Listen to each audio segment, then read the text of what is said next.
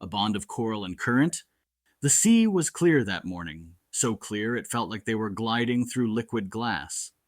Elias adjusted his regulator and looked over at Marina, her movements graceful and sure, the sun catching the silver streaks in her hair as they rippled like silk in the water.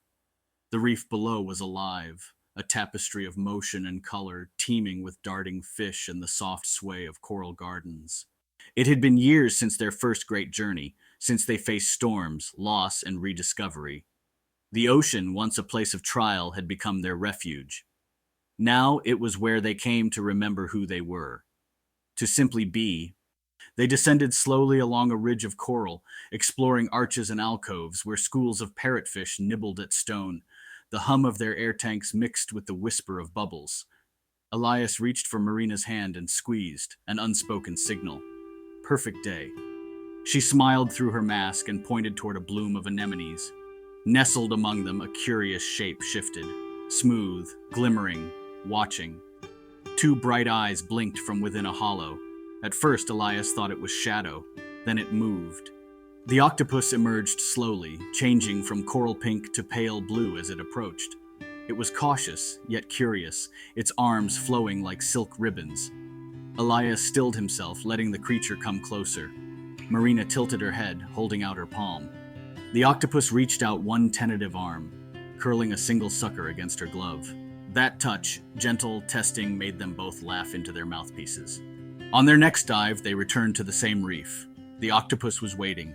It had rearranged a cluster of shells near its den, and when Marina extended her hand again, it reached forward eagerly, wrapping an arm around her wrist before darting off playfully. They followed as it danced through the coral, shifting colors like moods: amber, indigo, pearl. Over the days that followed, they brought it gifts: shiny bits of shell, a silver fishing weight, a glimmering scale from a tuna.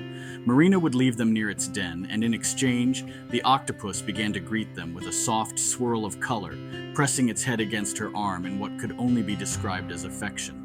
She named him Neró after one long dive where he had stolen her snorkel and paraded around like a thief king. "He's the sea itself," she had said through laughter when they surfaced. Playful, unpredictable, but gentle. Elias had grinned. "Then Neró it is." Over time, their bond deepened. Neró would guide them through narrow coral arches, showing them his world, a secret garden beneath the waves. Tiny shrimp perched on his arms without fear, and fish hovered near him like courtiers before a quiet monarch. The three of them, human cephalopod, moved in perfect rhythm, bound by trust and wonder. Then, on their last morning dive, Neró appeared restless. His colors shifted rapidly, his eyes alert. He tugged at Marina's fin, darted away, then returned, insistent. Elias exchanged a look with her and nodded. They would follow. He led them beyond the reef, down toward an outcropping where the coral fell away into shadow. The light dimmed, filtering through the blue like dust in a cathedral. Then, out of the darkness, shapes appeared. Columns, worn and half-buried, the remains of some ancient ruin. The stones were covered in soft coral, their carvings nearly erased by time. Marina's breath caught. Ruins. Here. They hovered near an archway when Neró suddenly froze, his body flaring white.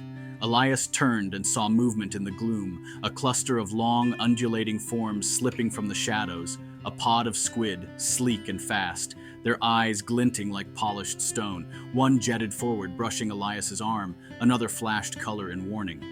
Neró darted between them, his body swelling, changing color in wild patterns, ink black to fiery orange. The water exploded into chaos.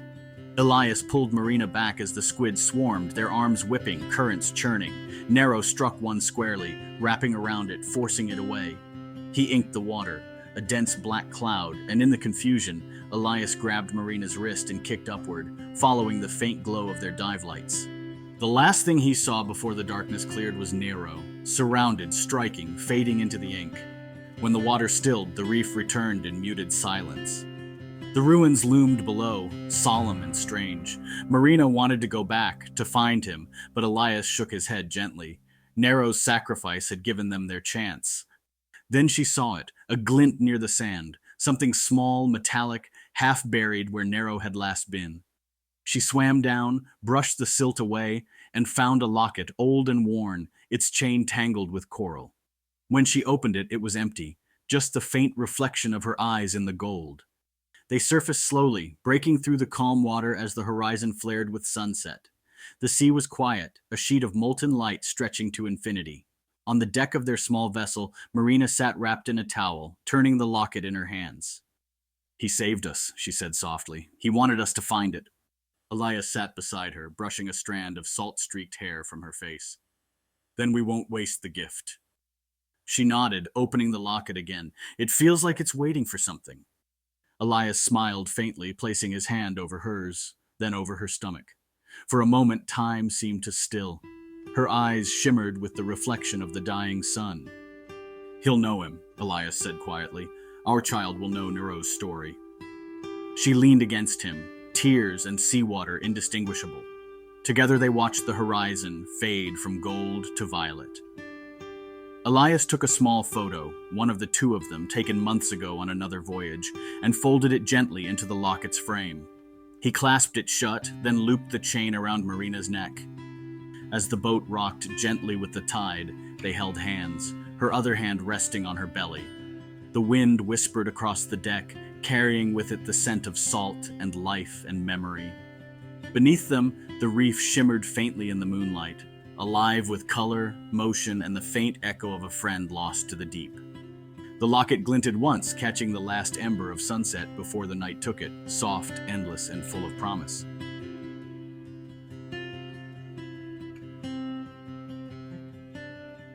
Thank you for watching. Remember to like, share, subscribe, and comment. And remember to come back for more stories. Thank you for your support.